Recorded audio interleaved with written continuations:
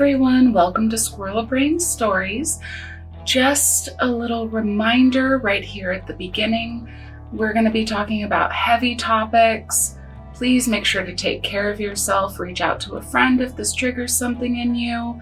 Make sure you drink your water, take your meds, and just maybe if you're not in a good place, today is not the day for this, come back to us later. Hello, everyone, and welcome back to the Squirrel Brain Stories. I'm Angela. I'm Adria, and we have the giggles tonight. Oh, gosh, yeah. I don't know why. I don't know why. Well, right before we turned the camera on, she was making fun of my big binder. Okay, not making fun. I said I had concerns. It scares me. So we just came off of like a, 2-3 week hiatus? From recording. Yes. 2 weeks, yeah. So we're a little giggly, I think. Yes, we are. But we're ready to go.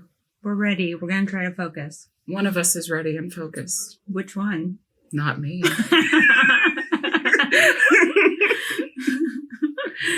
Okay, so in the last episode, we were talking about we had came back from California for my job down in California. Yes, and you got your job back up here. Uh-huh. And then, the taking over the brother-in-law's lease and all that fun stuff. Yes. And then I withdrew some of my retirement money before I got my job back because Juan wanted to build a food cart. Of which you did most of the work, right? I mean, well, he did help quite a bit in there, but... Oh, good. Yeah. But it was his idea. Yeah. But I had we'll get there. So he wanted to build a food cart, so I withdrew my money that I had in my retirement. And then we hadn't done our taxes yet, so we went to go do our taxes. Wait, is this before or after you reported the... Or no, was that the home loan that you guys were trying to get? That you ended up reporting the lady? The home loan thing already happened. Okay, so we're after. Yeah. Sorry, guys. 2 weeks. My brain. So we went to go do our taxes. And this guy that did our taxes, he had a list of kids' names and their social security numbers. And he charged you extra if you wanted to use one of these kids as your dependent, so you can get their earned income credit or whatever, their extra tax amount. I didn't want him to do that to my taxes. So Juan and I, we did married filing separate. Okay. So on Juan's taxes, he paid an extra few $100s to the tax guy who's was in Portland, Oregon. I don't know if he's still in Portland, Oregon, but he is with Azteca's Tax and Service. His name is Felix Garcia. So if you guys see him around Portland, or he has listed on our tax form a Vancouver, Washington address, stay clear of him. You're dirty. Yeah, and it was funny because when he was... after he told us about it, or before, I don't know, but he was bragging about how he just had federal court. Oh, and he got off. And he got off. And he felt like he was untouchable. And these kids, you can't claim a kid twice. So I think my assumption is that these are either kids who went back to Mexico with their moms and their dad stayed up here and their dad wasn't going to file the tax. One of them had to have gone down to Mexico and the kid wasn't up here in the U.S. anymore. Yeah. Or something like that. Who knows? But that's best case scenario, I think. Yeah. So, yeah, that was kind of crazy. It's also crazy that you have a tax form from 2013 sitting in front of us. Well, I don't even remember where I was in 2013. I don't know. I like to save stuff if I can. And the funny part about it is he doesn't claim the kid on the federal taxes, but he claims him only on the Oregon taxes. Well, yeah, because the federal taxes, you can get in real trouble. Oh, you think that's why? Yeah. I wouldn't fuck around with my federal taxes. Wyatt was, somebody asked us how we filed, and he said, I think married together. I was like, well, fuck, I hope so. Because if not, I'm getting audited. Because I didn't file my own taxes. Yeah. Well, yeah. Oops. I mean, your name was on it, though, right? I hope so. I mean, why would he not put you I'm pretty on? sure he did. So yeah, that was kind of crazy. It's funny, all this crazy stuff happening, you know, around and that I'm exposed to, and quite the learning experience, you know, seeing all this shady shit happen. Yeah. Yeah. I think I've said it before, there really is corruption wherever you go. Anybody that has a little tiny speck of power or influence. Mm-hmm.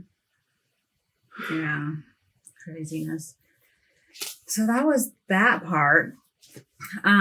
So we did our taxes, and after we got our money back from the taxes, then we went and got we bought a cargo trailer, and then he built the cargo trailer, outfitted it to be a food cart. And Okay. we had to have, you know, the county inspectors come out and certify us, and, you know, all that fun stuff. And the menu and, you know, all the printing stuff. So it was a fun experience, the food cart. Yeah. And it was fun. I like people. I mean, I used to like people more than I do now. You're like me. You like people, you like talking to people, and then you like going away. And hiding and recovering. Yes. Yeah. Yes. Like I tell Wyatt all the time, I'm antisocial. He's like, no, you love people. I'm like, no, I like interacting with people in short bursts. Mm-hmm. And then please don't bother me for 14 business days. Pretty please. Yeah. So that was quite the experience. You know, we fly live crawfish in from Louisiana. So that was kind of fun, you know, and them trying to crawl out of the refrigerator and, but it was really exhausting because you worked a full day and then would go to the food truck right after. Yeah. And once I started, I mean, when we came back from California, I probably was pregnant within 2 to 3 months. And this is second girl. No, this is my youngest. Yeah. Okay. Yeah. So this whole time, you know, once the food cart's built, I'm working my day job and then getting off of work and going straight to the food cart and then there until 10 o'clock at night or so. And maybe 9 or 10. And the kids would all be with us too. Yeah. So it was really stressful. And then when I got home, then, you know, I still had to make dinner because whatever I made for dinner was what he took for lunch, because he had a day job there for a little while too.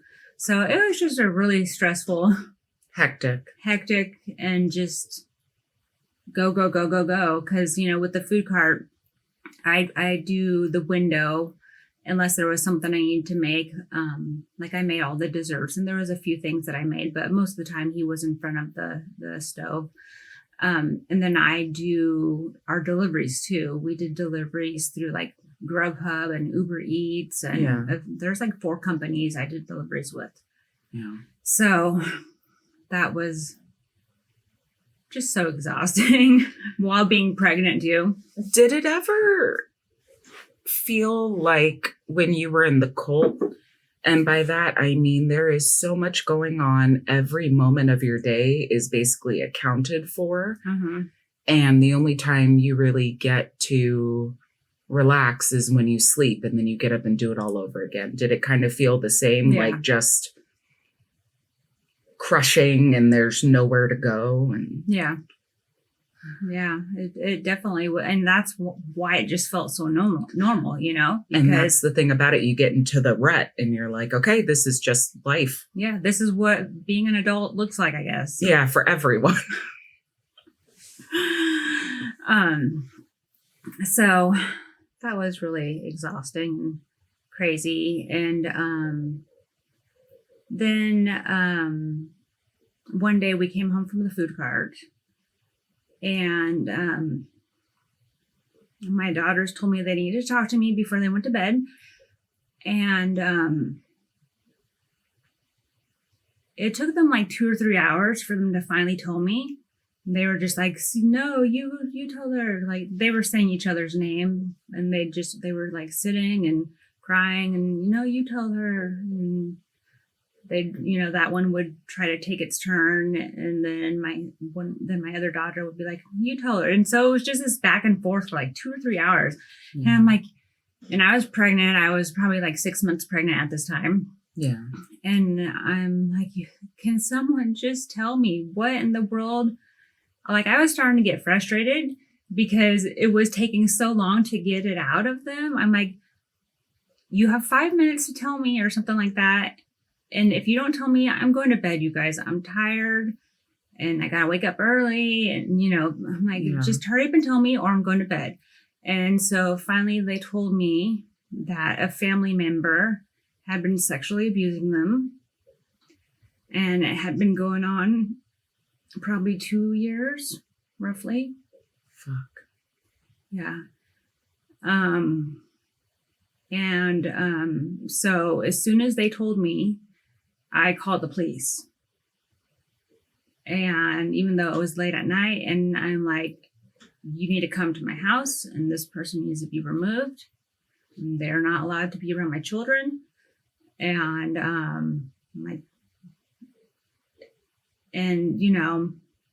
I think that's where a lot of parents can fail their children, is if, you're like, because there's a lot of parents that don't believe them when their kid tells them something this horrible, You weren't believed. So, if your kid ever tells you something like this, believe them. Yeah. I had no doubt in my mind that there was no question whether they were telling the truth or not. I knew that they were. Yeah, especially that atmosphere of fear that they created just trying to get it out. Yeah. Like something that takes hours to get out after you've already worked up the nerve to say, I have to tell you something important. And then it's, that they're not faking it, that it's not like, if we tell mom, we'll get so-and-so in trouble and then we won't have to. No, that's not what that was. Well, they were afraid to tell because the person had told them that they were going to hurt them. And that's so classic. That's such a classic abuser line. You have to keep this a secret, or I'm going to hurt you. I'm going to hurt your mom. I'm going to, or you're going to get in trouble. Exactly. It's going to be your fault. Mm-hmm. Which surprisingly is what happens most of the time. I mean, when kids tell their parents, and those parents that don't believe them, the kid is the one that ends up getting in trouble. Yeah. Well, remember, you were a 12-year-old who threw yourself at an older man. And that's just the fucked up mentality that some people have. They are just so unwilling to do the right thing. Yeah, there's too many people like that. I'd like to think it's better now. I would hope so. But, there's just a lot of bad people out there that do bad things. A lot of bad people and a lot of spineless people. Mm-hmm. Yeah, exactly. So once the girls told me that, and the cops came and removed the person from the home, then, all of the phone calls started happening. I had to take them to some special place for them to get forensic interviewed. And all through No, both of the two girls. Sorry, I was trying to get ahead and throw the youngest in there, but he wasn't there yet. And so yeah, they had to go get their forensic interview and all these appointments, and it was a lot of different appointments with a lot of different places. But they never had that person in the home again. And I think at that point, looking back, I think that's kind of when Juan kind of lost his shit. Like, for real, you know. I was just about to ask, how did he feel about this whole thing? Because I was his family member, right? By marriage. Okay. But it was, like, because of him that the person was in the house. No. It was another minor. Oh. Yeah. That's always fucking hard. Yeah. It's even harder to be taken seriously when it's someone close to age. Well, and when it's your own child, when both of them are your own child.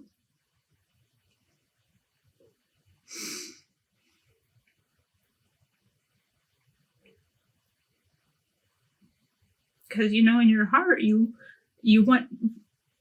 don't want anything bad to happen to both of them. You know who was the victim and who wasn't. But you have this love for both of them.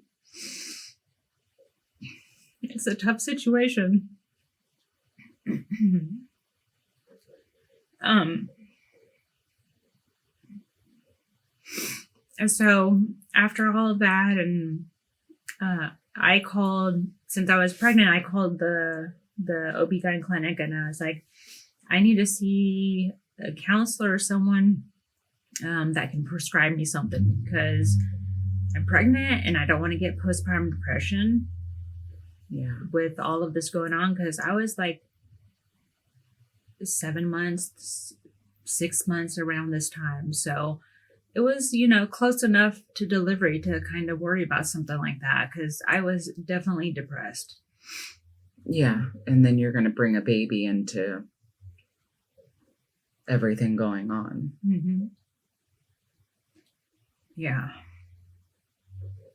That was not good times at all. I mean, I don't even know how I functioned at work after this. Like, for so many months, I cried every day at work. Like, I would just, every so often, my thoughts would just go back to that. And then I'd just start crying, and it was kind of hard to control, you know? It was a bit uncontrollable and felt horrible. And the girls were in counseling. Juan did not want to go to counseling, but he was angry and depressed. It was weird. Like, you think he was angry that it happened to them? I think he was angry at the person. But it was evident that he was depressed. And while we were down in California, his mom died. She was already back down in Mexico. So he was already kind of like depressed. Out of it, yeah. And then this happened, and then he just kind of just went crazy. I don't know. It just escalated so quickly, just before you even knew, you know, before you realized that it was escalating. Yeah.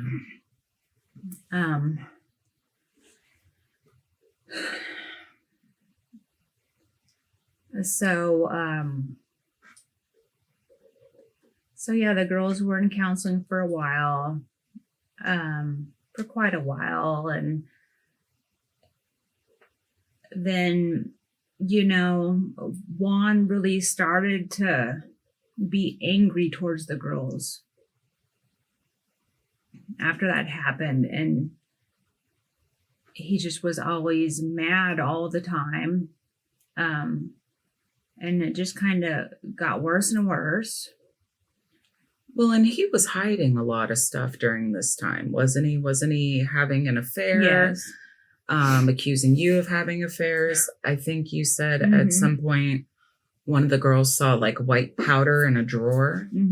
So he could have been using. He's just or selling. He's just unraveling at this point. So it makes sense that he would just be angry, shit spiraling. Yeah.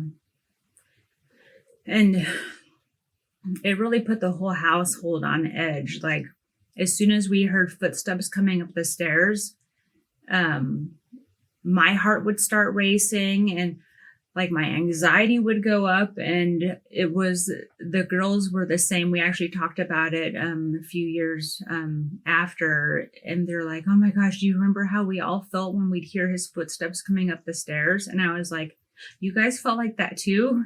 And they're like, yeah, it was so bad. We never wanted him to come home. I was like, wow. I thought it was, I don't know. I guess I didn't think about them having those kind of feelings, And it's easy to forget that they take their cues from us.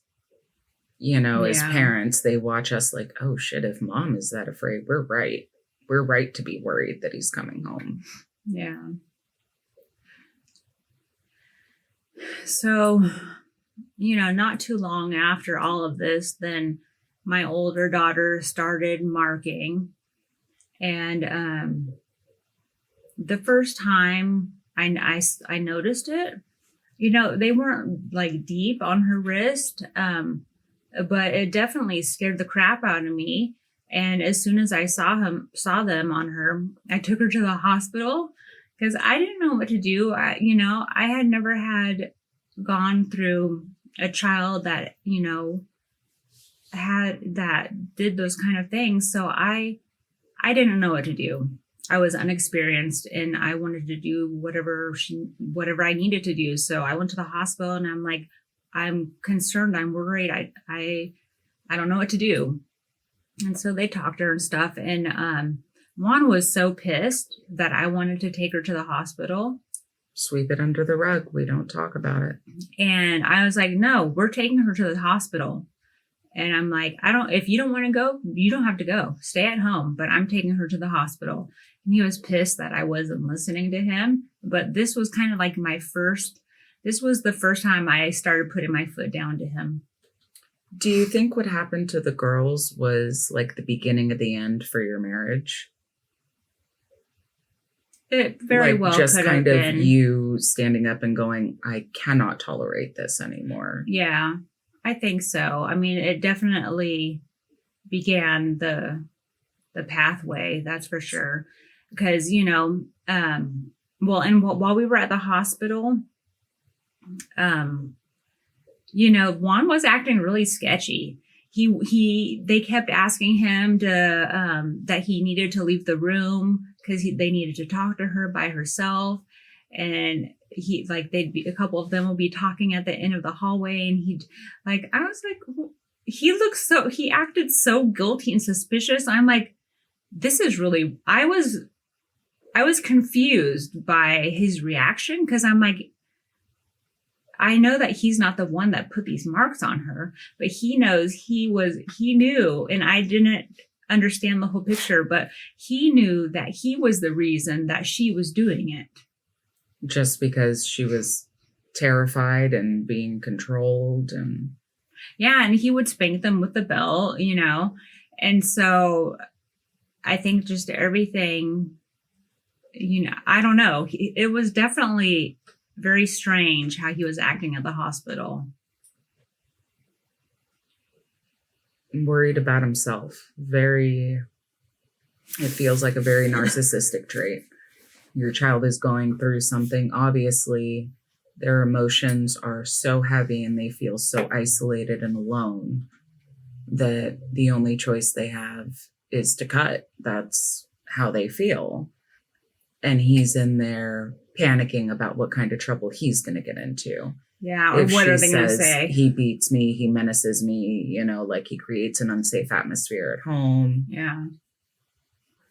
And so when this started, DHS, of course, started to come and visit and do their checks. Yeah. And check in on the kids and, you know, follow up and stuff. And then as time went on, you know, that kept happening, but then it went to pills. And so, you know, I take her to the ER because, you know, she took too much Benadryl one time. And for a little while, so, you know, after each time something would happen, DHS would get involved.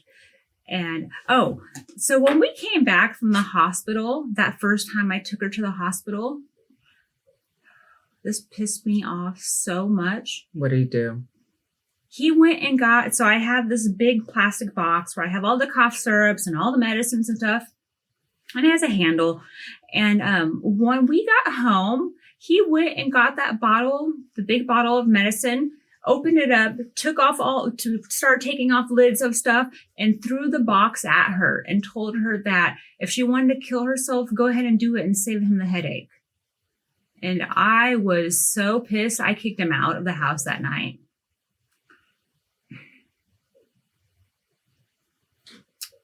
Like, see, I'm so glad that happened to you and not someone like me. No, you tell my kid to go kill.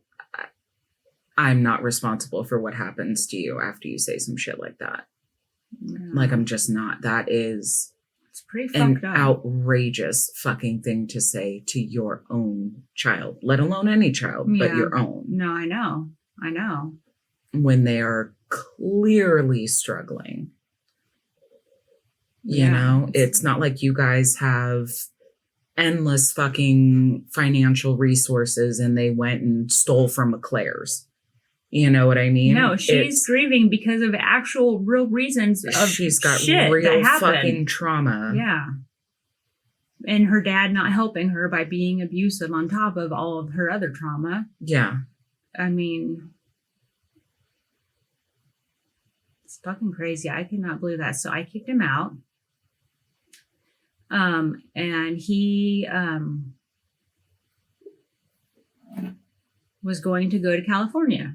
So he said. Bye. And I know I was like, thank goodness he's finally out of here. Yeah. And by this time, the youngest had been born.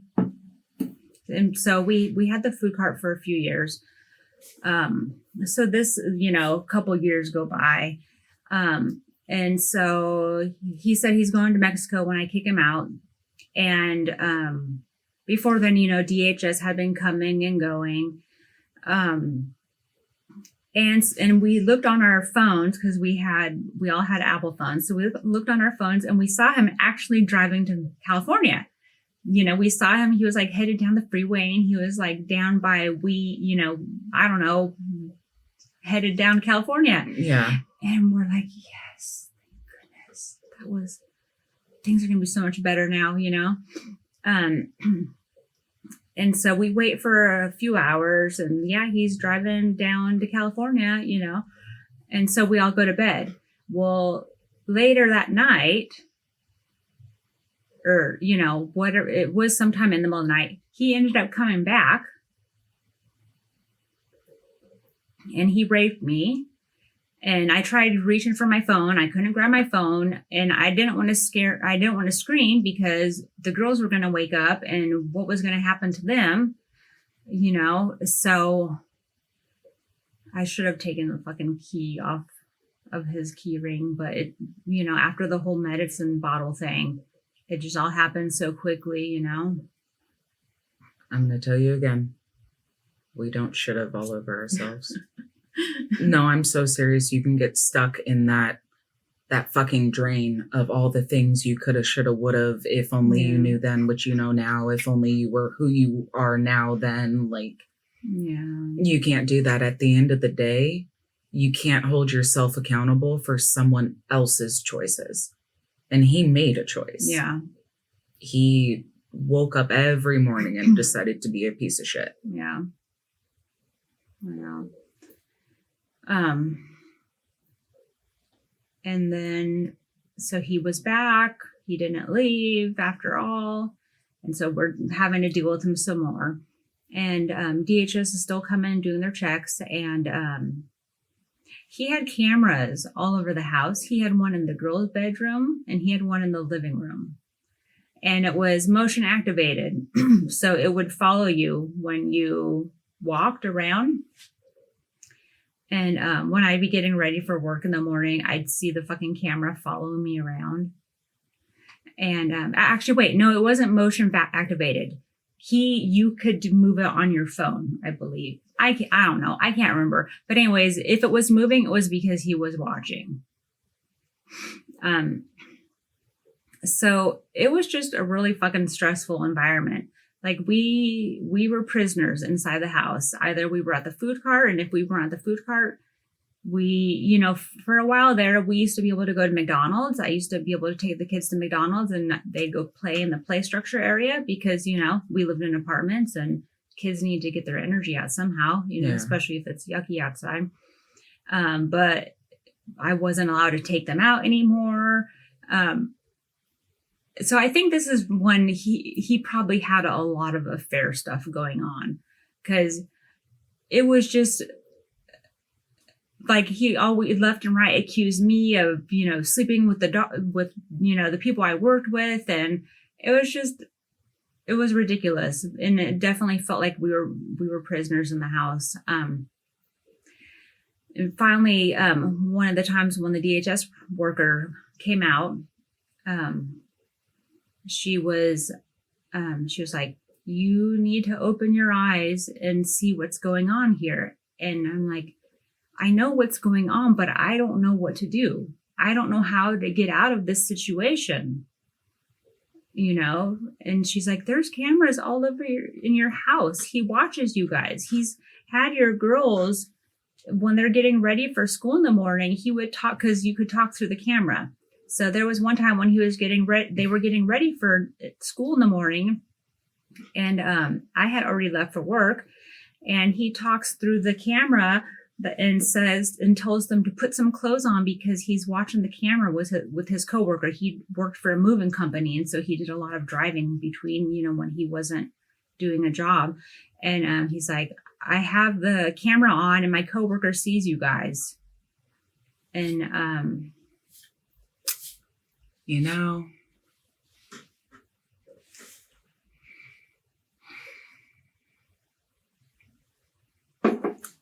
I just, wow, that is a level of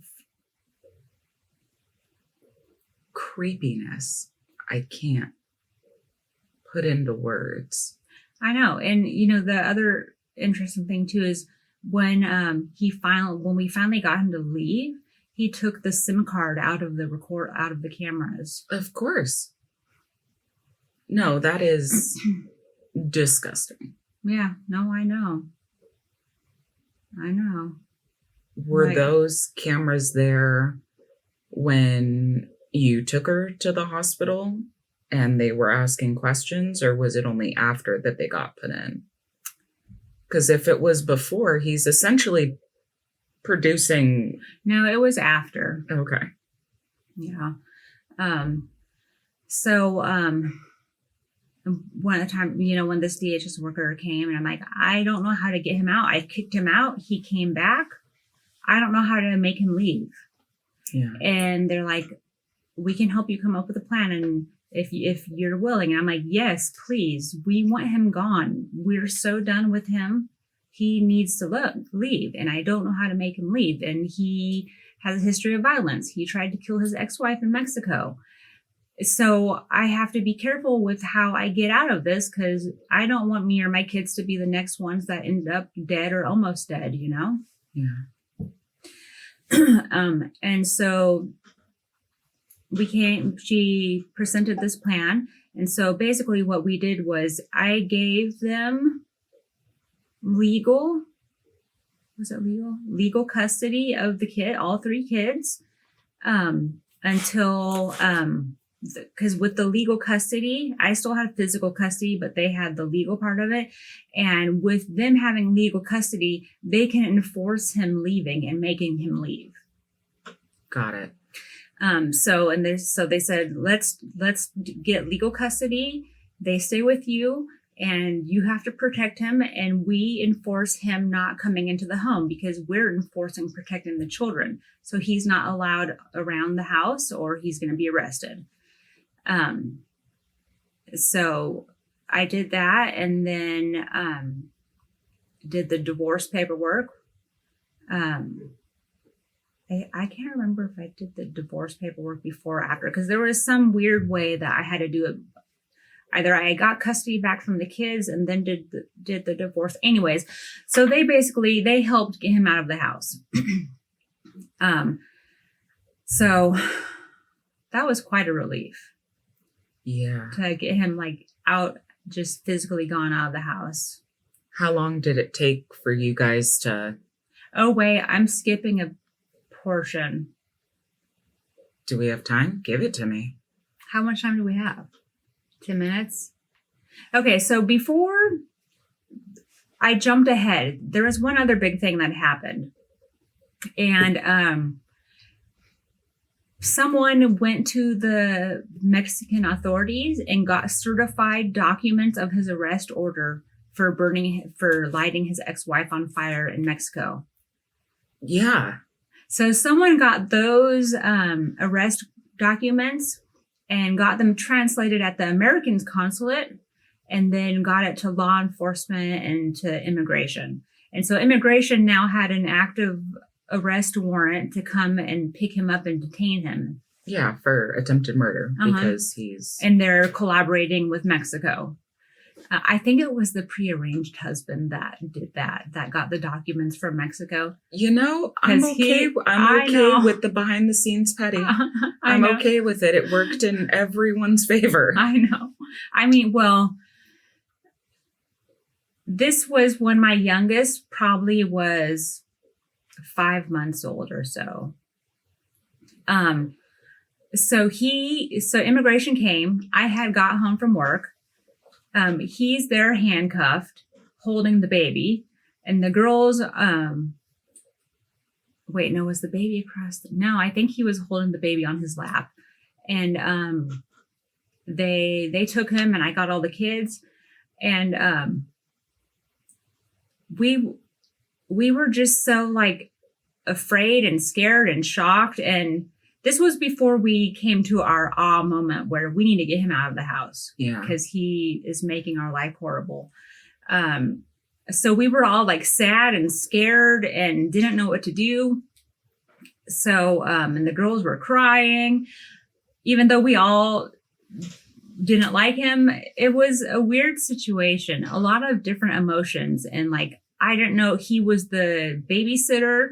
He at this point, after the baby was born, he stayed at home.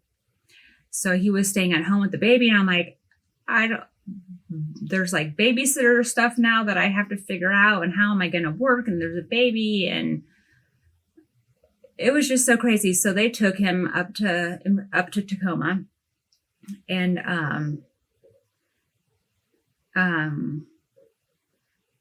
I ended up selling the food cart that we had because there was no way that I could take care of the food cart with all the kids and by myself and having to, a job already. Job and... Yeah. So I sold the food cart and he would not stop calling while he was detained. He would call me every day. It was so fucking irritating. And you know how expensive those calls are? Girl. I racked up $1,200 on his stupid fucking phone calls because he was being a pussy in Tacoma. It was so frustrating and irritating and I just didn't know what to do and it's scary. And so I ended up bailing him out. after I sold the food cart. Which, so he got out, and he had, but before we paid the bail, so the immigration judge has these documents from Mexico. I don't know how he did this, but I don't know how he spoke with his brother in Mexico, but while he was up in Tacoma, he orchestrated his brother paying off the ex-wife in Mexico. To drop the charges? He paid her $40,000 to drop the charges. Okay, I'm a little bit disappointed in her because my life is worth more than $40,000. Well, it was Mexico, so I don't give a shit. It's like 400,000 pesos. Lit her on fire. I know. That is, if I had to choose a way, that would be the absolute last way. Horrific. Yeah. Absolutely horrific. It was crazy. I don't know how she agreed to that. But so and he had a lawyer down in Mexico that was helping his brother-in-law take care of all this. So they paid off the ex-wife. And once the ex-wife was paid off, then they went to the courthouse and they signed new documents saying that, no, it was a misunderstanding, that Juan didn't light his ex-wife on fire with a Molotov cocktail. And then the judge had to sign papers, and they had to come up to the U.S. and translated and then given to immigration so that the immigration judge could have them. So all of that was all done. And they ended up agreeing to let him out on a bail. Now, here in the States, if you tried to kill me and I say, you know what, that's my best friend, I want to drop the charges, can't the DA go, that's great that you want to drop the charges, but like we don't? Yeah. So we're going to prosecute anyway because this is wild. Yeah. Isn't that how it works? I'm pretty sure. So why did it not work the same there? Does it? Mexico is a whole different. I get that it's a different country, but this is like, I don't know. I know. It's for all the shit I talk. I am such a goody fucking two shoes. Like, I never cut class until I got to college. I didn't really experiment with drugs until I was a full-fledged adult. Like, fully fledged. Spent like 11 years in recovery in the middle. Like, such a goody two shoes. But I'm like, you have an attempted murderer literally ripping and running between two different countries, causing havoc and chaos everywhere they go. I know. I don't know how the judge ended up letting him go. It's so bizarre. Yeah, nobody likes him. It's so bizarre. How do people keep siding with him? Nobody fucking likes him. No. Weird, huh? Weird is a word. So that happened, and then finally getting him out of the home, that happened after all of the immigration stuff. But yeah, no, while he was up in immigration, I was going through his phone and stuff, and I found,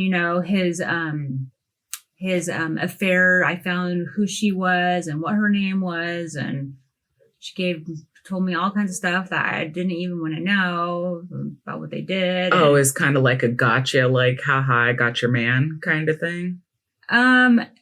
No, I was going through his phone and I found her phone number. And so I called it and I was like, who are you? And yeah, but when she told you, was it like she's trying to be a girl's girl? Like, oh my God, I didn't know he was married. Like, here's everything we did. I didn't even ask. Or was she like, fuck you, he's mine now? No, I didn't even ask. No, I know in that situation, like, she could have not known, but even if she knew, it was still his fault, his problem, so I didn't really care about what she was or what, She's inconsequential. If it wasn't her, it would have been somebody else. Yeah. So yeah, that was crazy. So, yeah, it took a while to get over that because, I know that he was a shitty person, but I didn't think that he would have cheated on me, So yeah, it it was good finally, once we finally were able to get him out of the house. It felt like things were going to get better. And they did, for the most part. We probably should end it here. Yeah, I was going to say, let's take a pause. I think we all need a minute, you guys. As always, that was a lot in the middle right there. Please take care of yourselves. Call a friend. Drink some water. Take your meds. Pull out your journal. Just whatever you have to do. Hopefully, we remembered the trigger warning at the beginning. Yeah. We'll see you guys soon.